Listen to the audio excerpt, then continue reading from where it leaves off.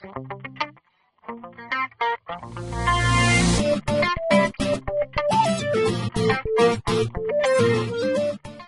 everybody, it's Nick Inman, founder of VolumeProfileTrader.com on Wednesday, November 28th, and what looked like what was going to be a down day in the market ended up reversing, and we saw the market close on its highs of the day, or pretty close to it, and now we're looking at a market where we're seeing, okay, 200-day moving average, there's kind of your bogey, and there's your line in the sand, and now it looks like this entire move that pushed under the 200-day and now reversed back above is being rejected, and it looks like this market wants to go test higher levels just based off of today's action. If I zoom in a little more, I'm just going to mark off some levels here. Alright, let's mark off some levels. You have this high volume area that has really formed in the month of, let's see, we're in November, the month of November, and price dipped down into those levels and rejected right off of that on huge volume. Basically this big volume node here, the lows of that 1382, which is also, or was close to that low from, looks like last Wednesday or so. So there's kind of your line in the sand. We see reversal. If we do get any downside, then I do think that you're looking for the top end of this range to hold. So this tail should be support, and a push down to 1388. That's where you would look for the buyers. However, given today's price action, you know, it probably caught some shorts off guard, and the reversal caused them to cover, whether it was shorts that were, you know, have been short all the way down, or you know, shorts initiating from this past Monday and Tuesday. The point is the market gapped lower and had a mean reversal to the upside, so it's something we need to take note of. The NASDAQ basically didn't even come down to test this high volume area, came down to test the 20-day moving average, and we saw a reversal off those levels and a push to new highs. Now we're at the 50-day moving average, so that's something that you want to be paying attention to. As far as on a one-year chart, that value area low, this black line here, ended up being great support, and the point of control shifted down to this 25.58 level. We saw reversal off that through the 20. Now we're at the 200, the 50. You know, the chances of some resistance here are very likely. However, given how strong the market is right now, you let it run until it doesn't run anymore. And you know, last month's point of control, you can use that, and you can see it was resistance. But then you have to look up a little higher and look at what's, you know, the highs of the month basically. And I'm just looking where this volume starts to peter off, and you know, that's really your next target. And it looks like this market has a little more ways to go. Let's get into what's going on. Apple, it's starting to underperform, so you want to take note of that. You don't necessarily want to be overweight Apple right now. Market weight's perfectly fine. But as far as what it's doing, you know, we had a great bounce off the lows, but as the NASDAQ 100 made new highs, Apple did not, and you want to take note of that. Google, on the other hand, now this looks pretty strong. This looks like a name that, you know, maybe wants to go higher here. No, not like that.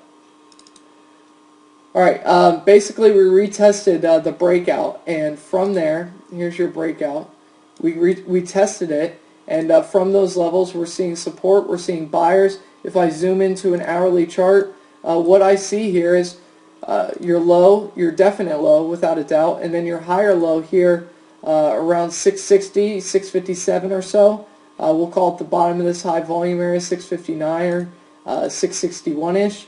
We've seen a great reversal off those levels, and if I zoom in a little more, you can see the buying volume has been pretty solid, and the fact that we're pushing off of this month's point of control and basically last month's bottom of the high volume area, resistance at 685, that's the 50-day, it's also the top of last month's high volume area, but from there, if we get above that, then you have 695 to 700 as your next targets, and let's see, 706-ish, and then from there you fill in this big long candle, and we'll see what happens.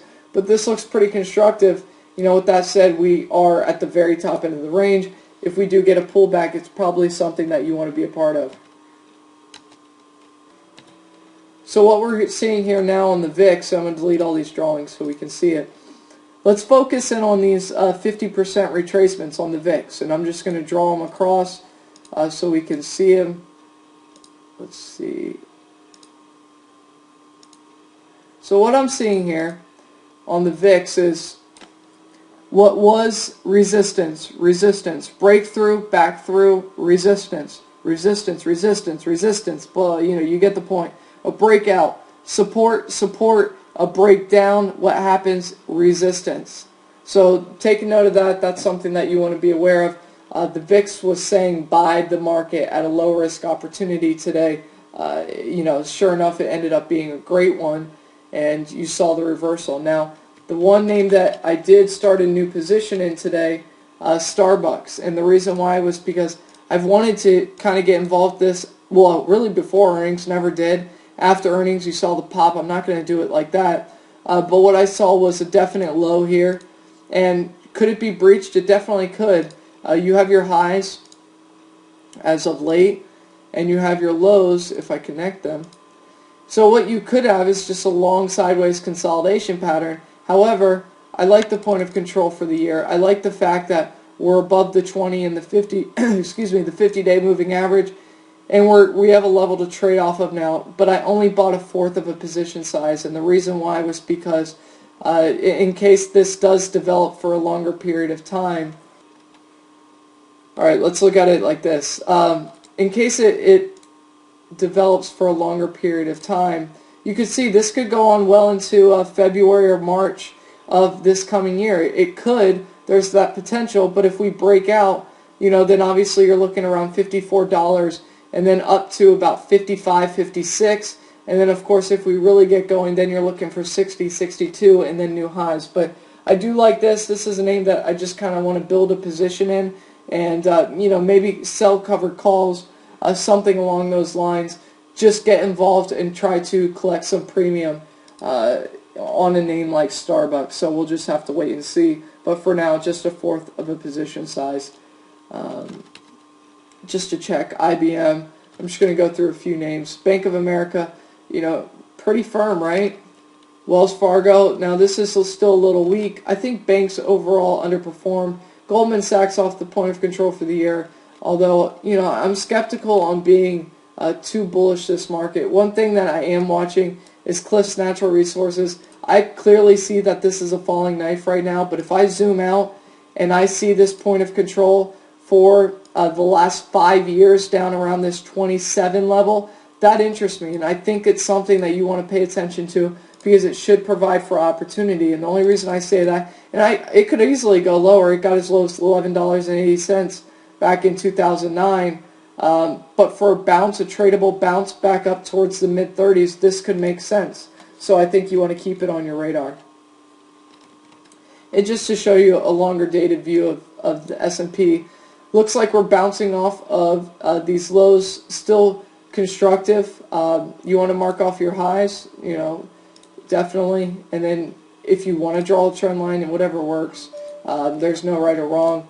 You know, I could make an argument for a bearish wedge here, whatever the case may be. If I really want to zoom out and get technical, I could connect the lows. But I think the point is that this market remains at the upper end of this trading range for 2012, and you want to pay attention to that. Wait for the fiscal cliff to resolve itself before you get too involved in this market, and kind of play from there. So anyways, take care, have a great night, and I'll talk to you next time.